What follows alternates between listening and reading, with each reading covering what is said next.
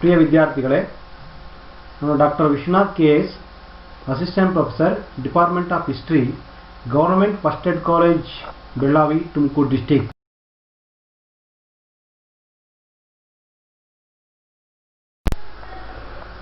ಪ್ರಿಯ ವಿದ್ಯಾರ್ಥಿಗಳೇ, ಇವತ್ತು ನಾವು ಕರ್ನಾಟಕದಲ್ಲಿ ಹಿಂದುಳಿದ ವರ್ಗಗಳ ಚಳುವಳಿ ಎಂಬ ವಿಷಯವಾಗಿ ಚರ್ಚಿಸೋಣ.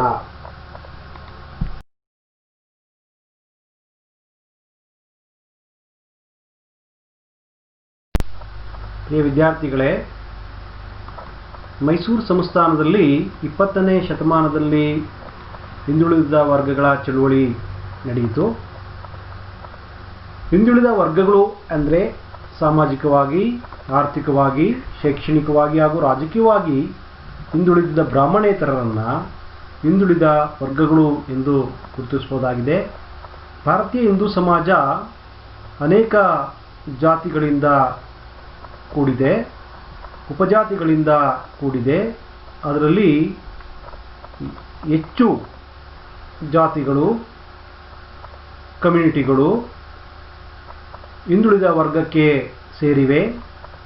ಅದರಲ್ಲೂ ಶೂದ್ರ ಮತ್ತು ಪಂಚಮ ಕಮ್ಯುನಿಟಿಯನ್ನು ಹಿಂದುಳಿದ ವರ್ಗಗಳು ಎಂದೇ ಗುರುತಿಸಬಹುದಾಗಿದೆ. ಕರ್ನಾಟಕದಲ್ಲಿ ಸೇರಿದಂತೆ ಭಾರತದಲ್ಲಿ ನಾವು ಹಿಂದುಳಿದ ವರ್ಗಗಳನ್ನು ಗುರುತಿಸೋದೇ ಆದರೆ ಕ್ರಿಸ್ತಶಕ 12ನೇ ಶತಮಾನದಲ್ಲೇ ಕರ್ನಾಟಕದಲ್ಲಿ ಬಸವೇಶ್ವರ, ಸಿದ್ದರಾಮೇಶ್ವರರು ನಡೆಸಿದ ಸಾಮಾಜಿಕ ಮತ್ತು ಧಾರ್ಮಿಕ ಸುಧಾರಣಾ ಚಳುವಳಿ ಏನಿದೆ ಅದು ಕೂಡ ಹಿಂದುಳಿದ ವರ್ಗಗಳ ಕಲ್ಯಾಣಕ್ಕಾಗಿ, ಅವರ ಹಕ್ಕುಗಳಿಗಾಗಿ ನಡೆದಂತಹ ಚಳುವಳಿಯಾಗಿದೆ. ಈ ಚಳುವಳಿಯ ನಾವು ಬ್ರಾಹ್ಮಣೇತರ ಚಳುವಳಿ ಅಂತಲೂ ಕೂಡ ನಾವು ಕರಿಬಹುದಾಗಿದೆ.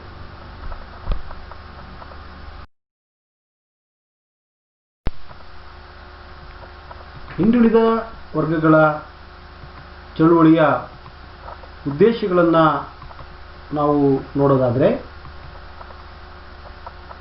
ಮೊದಲನೇದಾಗಿ ಹಿಂದುಳಿದವರಿಗೆ ಸಾಮಾಜಿಕ ನ್ಯಾಯವನ್ನು ದೊರಕಿಸಿಕೊಡುವುದು, ಸರ್ಕಾರಿ ನೌಕರಿಯಲ್ಲಿ ಮೀಸಲಾತಿಯನ್ನು ದೊರಕಿಸಿಕೊಡುವುದು, ಮೂರನೆಯದಾಗಿ ಆರ್ಥಿಕ ಪರಿಸ್ಥಿತಿಯನ್ನು ಉತ್ತಮಪಡಿಸುವುದು.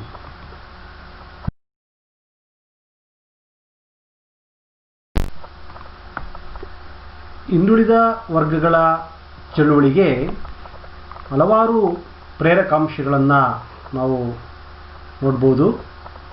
ಹಿಂದುಳಿದ ವರ್ಗದ ಚಳುವಳಿ ನಡೀಬೇಕಾದ್ರೆ ಯಾವ ಅಂಶಗಳು ಸಹಕಾರಿ ಆದವು ಅಂತಕ್ಕಂಥದ್ದನ್ನ ನಾವು ನೋಡೋದಾದರೆ, ಪಾಶ್ಚಾತ್ಯ ಶಿಕ್ಷಣ ಮತ್ತು ಸಂಸ್ಕೃತಿಯ ಪ್ರಭಾವ ಅಂದರೆ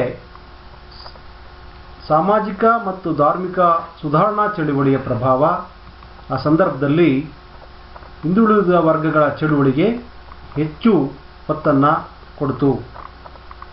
ಸಾಮಾಜಿಕ ಚಳುವಳಿಯ ನೇತಾರರಾದ ರಾಜಾ ರಾಮ್ ಮೋಹನ್ ರಾಯ್, ಜ್ಯೋತಿರಾವ್ ಫುಲೆ, EV ರಾಮಸ್ವಾಮಿ ನಾಯ್ಕರ್, ಶ್ರೀ ನಾರಾಯಣ ಗುರು ಇತ್ಯಾದಿ ಸುಧಾರಕರ ಸಂದೇಶಗಳು ಹಿಂದುಳಿದ ವರ್ಗಗಳ ಜನರ ಮೇಲೆ ಮತ್ತು ಚಳುವಳಿಯ ಮುಂಚೂಣಿಯ ನಾಯಕರುಗಳ ಮೇಲೆ ಪ್ರಭಾವವನ್ನು ಬೀರಿದವು. ಪಾಶ್ಚಾತ್ಯ ವಿಚಾರಧಾರೆಗಳು ಮತ್ತು ಕ್ರೈಸ್ತ ಮಿಷನರಿಗಳು ಈ ಸಂದರ್ಭದಲ್ಲಿ ಹಿಂದುಳಿದ ವರ್ಗಗಳಲ್ಲಿ ಜಾಗೃತಿಯನ್ನು ಮೂಡಿಸಿದವು. ಕ್ರೈಸ್ತ ಮಿಷನರಿಗಳು ಇಲ್ಲಿ ಶಾಲಾ ಕಾಲೇಜುಗಳನ್ನು ಪ್ರಾರಂಭ ಮಾಡಿದ್ರಿಂದ ಅಲ್ಲಿನ ಶಿಕ್ಷಣ ವ್ಯವಸ್ಥೆಯಲ್ಲಿ ಹಿಂದುಳಿದ ವರ್ಗಗಳು ಹೆಚ್ಚು ವಿಚಾರಗಳನ್ನು ತಿಳಿಲಿಕ್ಕೆ ಸಾಧ್ಯ ಆಯಿತು. ಪಾಶ್ಚಾತ್ಯ ವಿಚಾರಗಳು ಇವರ ಚಳುವಳಿಗೆ ಪ್ರೇರೇಪಣೆಯನ್ನು ನೀಡಿದವು.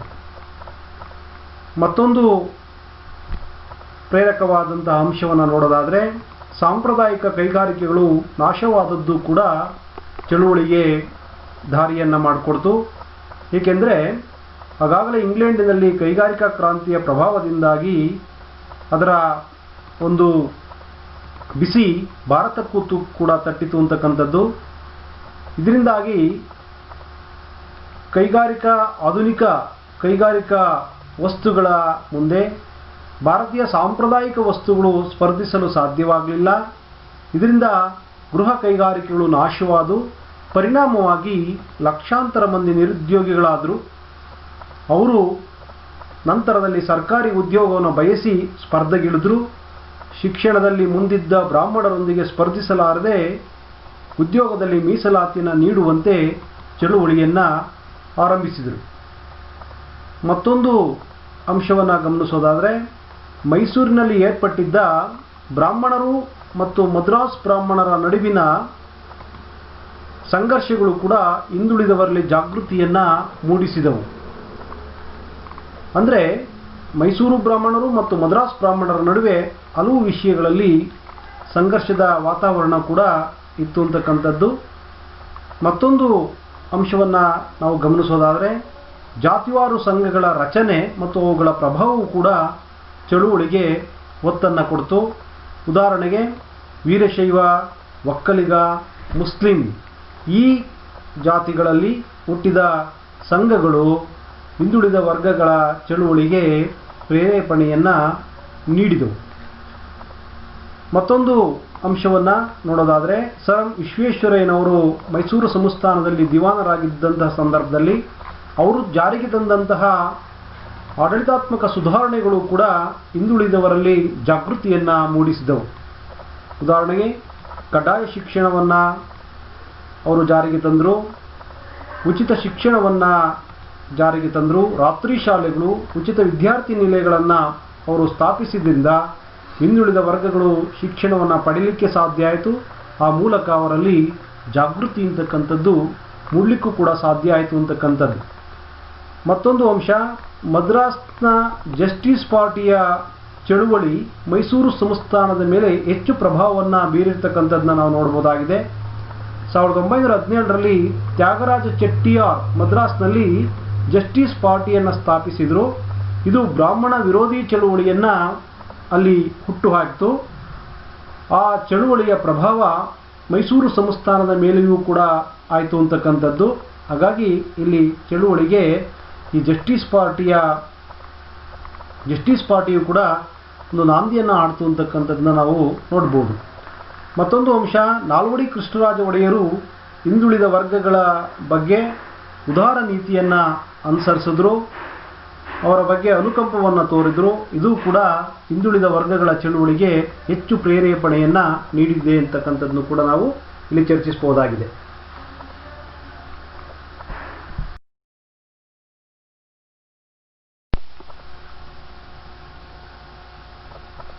ಹತ್ತೊಂಬತ್ತನೇ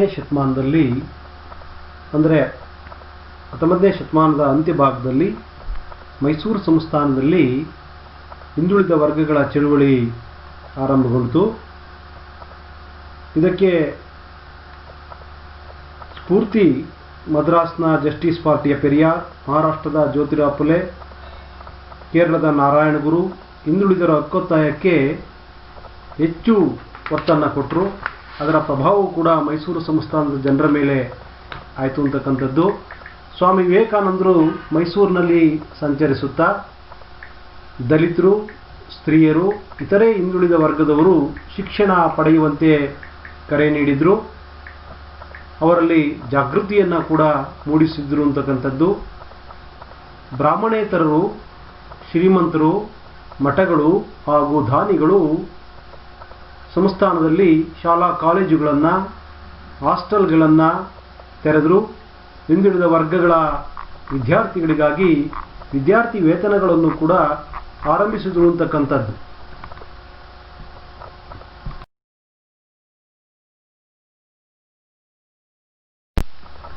ಮೈಸೂರು ಸಂಸ್ಥಾನದಲ್ಲಿ ಪ್ರಥಮ ಬಾರಿಗೆ ಹಿಂದುಳಿದ ವರ್ಗಗಳ ಚಳುವಳಿಯನ್ನು ಅಥವಾ ಬ್ರಾಹ್ಮಣೇತರ ಚಳುವಳಿಯನ್ನು ಆರಂಭಿಸಿದವರು ಕೆ.ಸಿ. ರೆಡ್ಡಿಯವರು. ಜೊತೆಗೆ ಜಾತಿವಾರು ಸಂಘಗಳು ಕೂಡ ಬ್ರಾಹ್ಮಣೇತರರು ಹಿಂದುಳಿದ ಚಳುವಳಿಗೆ ಧುಮುಕುವಂತೆ ಪ್ರೇರೇಪಿಸಿದವು. ಉದಾಹರಣೆಗೆ ಲಿಂಗಾಯತ್ ವಿದ್ಯಾವರ್ತಕ ಸಂಘ, ಒಕ್ಕಲಿಗ ಸಂಘ, ಕುರುಬ ಸಂಘ, ವೀರಶೈವ ಮಹಾಸಭಾ ಮತ್ತು ಹಲವಾರು ಜಾತಿ ಸಂಘಟನೆಗಳು ಚಳುವಳಿಗೆ ಧುಮುಕುವಂತೆ ಜನರನ್ನು ಪ್ರೇರೇಪಿಸಿದವು.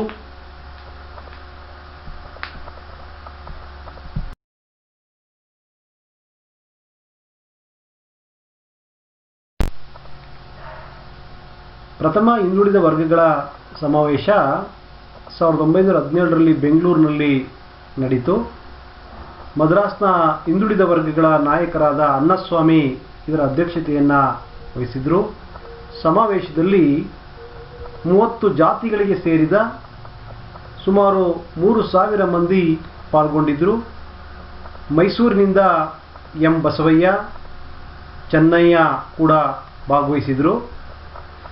ಚೆನ್ನಯ್ಯನವರು ಹಿಂದುಳಿದವರಿಗೆ ಶಾಸಕಾಂಗ ಮತ್ತು ಕಾರ್ಯಾಂಗದಲ್ಲಿ ಪ್ರಾತಿನಿಧ್ಯವನ್ನು ಕೋರಿ ಸಂಘಟಿತರಾಗುವಂತೆ ಕರೆ ನೀಡಿದರು. ಬಸವಯ್ಯ ಶಿಕ್ಷಣ ಸಂಸ್ಥೆಗಳು ಮತ್ತು ಶಾಸಕಾಂಗದಲ್ಲಿ ಬ್ರಾಹ್ಮಣರ ಏಕಸ್ವಾಮ್ಯವನ್ನು ಖಂಡಿಸಿದರು. ಜೊತೆಗೆ ಎಲ್ಲ ಜಾತಿಯವರಿಗೆ ಸರ್ಕಾರಿ ಹುದ್ದೆಗಳಲ್ಲಿ ಸಮಾನ ಪ್ರಾತಿನಿಧ್ಯ ನೀಡುವಂತೆ ಆಗ್ರಹಿಸಿದರು.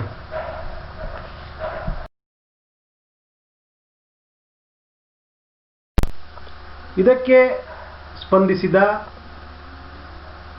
ಮೈಸೂರು ಮಹಾರಾಜರಾದ ನಾಲ್ವಡಿ ಕೃಷ್ಣರಾಜ ಒಡೆಯರು ಹಿಂದುಳಿದ ವರ್ಗಗಳಿಗಾಗಿ ಶಾಲಾ ಕಾಲೇಜುಗಳನ್ನು ಪ್ರಾರಂಭಿಸಿದರು.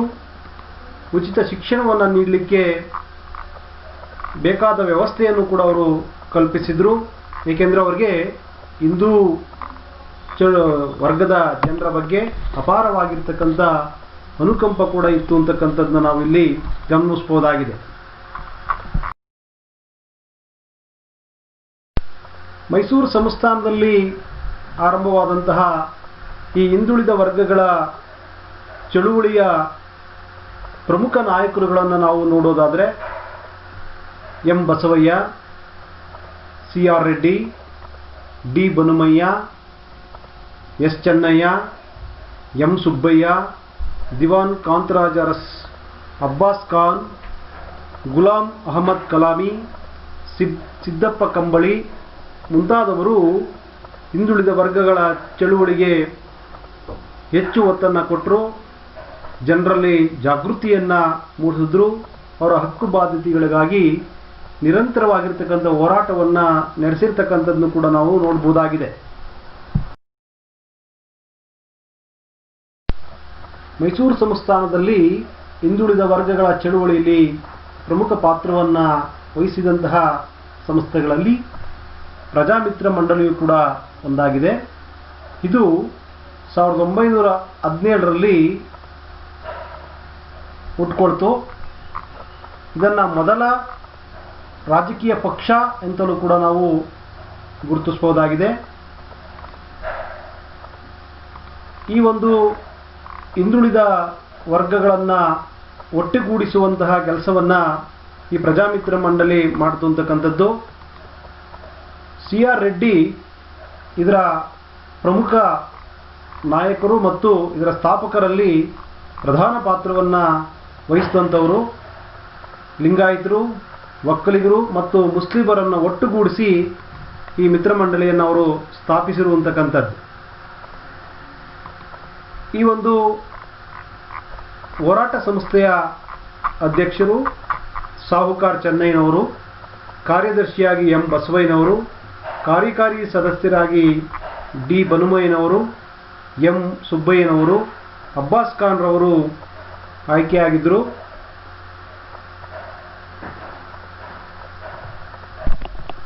ಪ್ರಜಾಮಿತ್ರ ಮಂಡಳಿ ಮೈಸೂರು ಸಂಸ್ಥಾನದ ಶಾಖೆಯನ್ನು ಆರಂಭಿಸಿದ್ದು ಫೆಬ್ರವರಿ 10, 1918ರಲ್ಲಿ.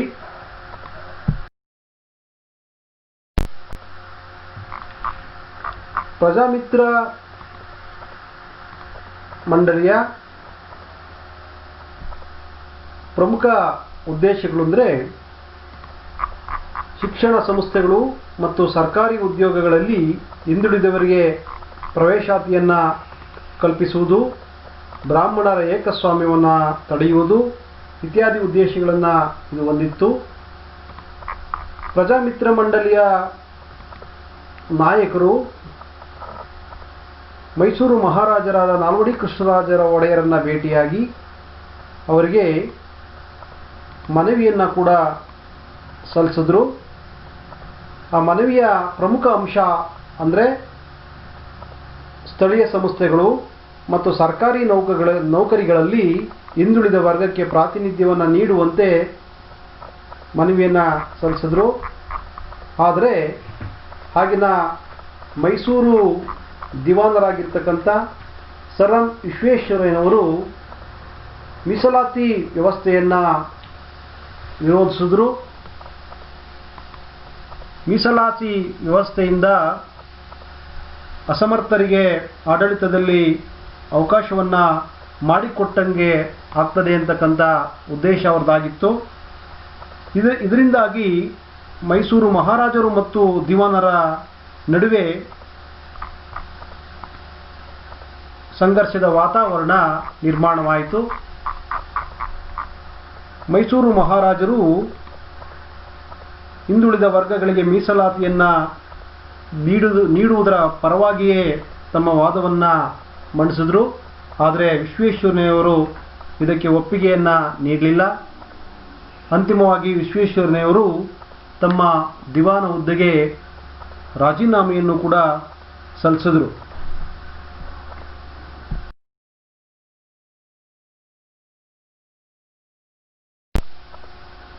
ವಿಶ್ವೇಶ್ವರಯ್ಯವರ ರಾಜೀನಾಮೆಯಿಂದ ತೆರವಾದಂತಹ ದಿವಾನ ಹುದ್ದೆಗೆ ಕಾಂತರಾಜ ಅರಸ್ ರವರನ್ನ ನೇಮಕ ಮಾಡಲಾಯಿತು. ಅವರು ಮೈಸೂರು ಸಂಸ್ಥಾನದಲ್ಲಿ ಮೀಸಲಾತಿ ವ್ಯವಸ್ಥೆಯನ್ನು ಜಾರಿಗೆ ತರಲಿಕ್ಕೆ ಮುಂದಾದರು. ಜೊತೆಗೆ CR ರೆಡ್ಡಿ ಅವರು ಖಾಸಗಿ ಸಂಸ್ಥೆಗಳು ದಲಿತರಿಗೆ ಪ್ರವೇಶ ನೀಡುವಂತೂ ಕೂಡ ಅವರು ಕೋರಿಕೆಯನ್ನು ಸಲ್ಲಿಸಿದರು. ಮಹಾರಾಜರು ಮೈಸೂರು ಸಂಸ್ಥಾನದಲ್ಲಿ ಹಿಂದುಳಿದ ವರ್ಗದವರಿಗಾಗಿ ಹಲವಾರು ಶಾಲಾ ಕಾಲೇಜುಗಳನ್ನು ಪ್ರಾರಂಭಿಸಿದರು. ವಿದ್ಯಾರ್ಥಿ ವೇತನವನ್ನು ಜಾರಿಗೆ ತಂದರು. ಹಾಸ್ಟೆಲ್ಗಳನ್ನು ಸ್ಥಾಪಿಸಿದರು.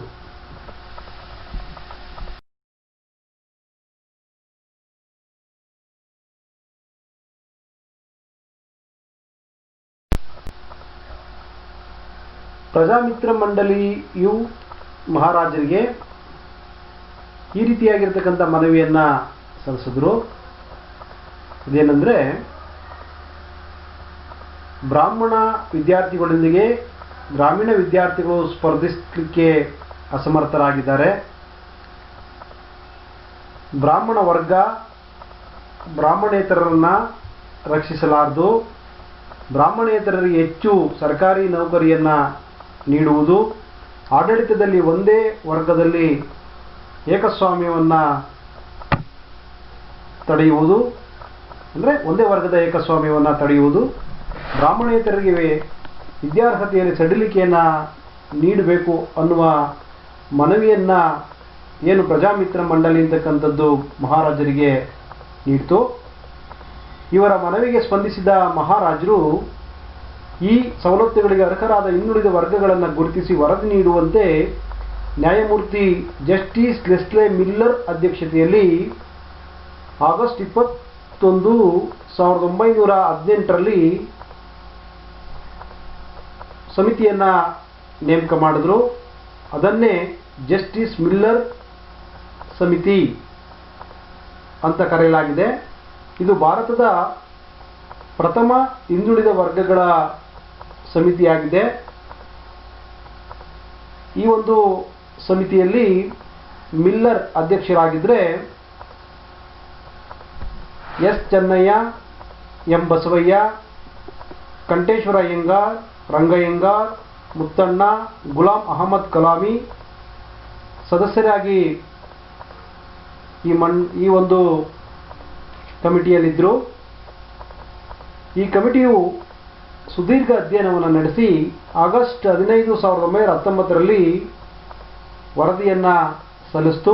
ವರದಿಯ ಪ್ರಮುಖ ಮುಖ್ಯಾಂಶಗಳನ್ನು ನೋಡೋದಾದರೆ, ಮುಂದಿನ 7 ವರ್ಷಗಳಲ್ಲಿ ಉನ್ನತ ಹುದ್ದೆಗಳಲ್ಲಿ 50% ಕೆಳದರ್ಜೆ ನೌಕರಿಗಳಲ್ಲಿ 2/3 ಬ್ರಾಹ್ಮಣೇತರರಿಗೆ ಮೀಸಲಿಡುವುದು, ಹಿಂದುಳಿದವರಿಗೆ ವಿದ್ಯಾರ್ಥಿ ವೇತನವನ್ನು 1 ಲಕ್ಷದಿಂದ 2 ಲಕ್ಷಕ್ಕೆ ಹೆಚ್ಚಿಸುವುದು, ಮಾಧ್ಯಮಿಕ ಶಾಲೆಗಳ ಪ್ರವೇಶಾತಿಗೆ SC/STಗಳಿಗೆ ಶುಲ್ಕ ಮಾಫಿ ಮಾಡುವುದು, ಹಿಂದುಳಿದವರಿಗೆ ಸಮಾನ ಶಿಕ್ಷಣ ದೊರೆಯುವವರೆಗೆ ಸ್ಪರ್ಧಾತ್ಮಕ ಪರೀಕ್ಷೆಗಳನ್ನು ರದ್ದುಪಡಿಸುವುದು, ಪಂಚಮರು ಮತ್ತು ಪರಿಶಿಷ್ಟರಿಗೆ ಖಾಸಗಿ ಶಾಲೆಗಳಲ್ಲಿ ಪ್ರವೇಶಾತಿಯನ್ನು ನೀಡುವುದು, ಪ್ರವೇಶಾತಿ ನಿರಾಕರಿಸಿದ ಅನುದಾನಿತ ಸಂಸ್ಥೆಗಳನ್ನು ರದ್ದುಪಡಿಸುವುದು, ಪಂಚಮರಿಗೆ ಉಚಿತ ಪುಸ್ತಕಗಳನ್ನು ನೀಡುವುದು, ಹಿಂದುಳಿದ ವರ್ಗಕ್ಕೆ ವೃತ್ತಿ ಶಿಕ್ಷಣ ನೀಡುವುದು, ಸರ್ಕಾರಿ ಹುದ್ದೆಗಳ ನೇಮಕಾತಿಗೆ ವಯೋಮಿತಿಯನ್ನು 25ರಿಂದ 28 ವರ್ಷಕ್ಕೆ ಏರಿಸುವುದು,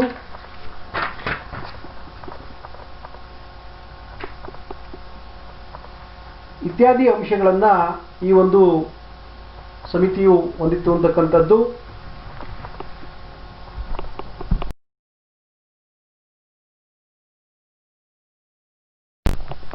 ಮೈಸೂರು ಸಂಸ್ಥಾನದಲ್ಲಿ ಹಿಂದುಳಿದ ಚಳುವಳಿಯನ್ನು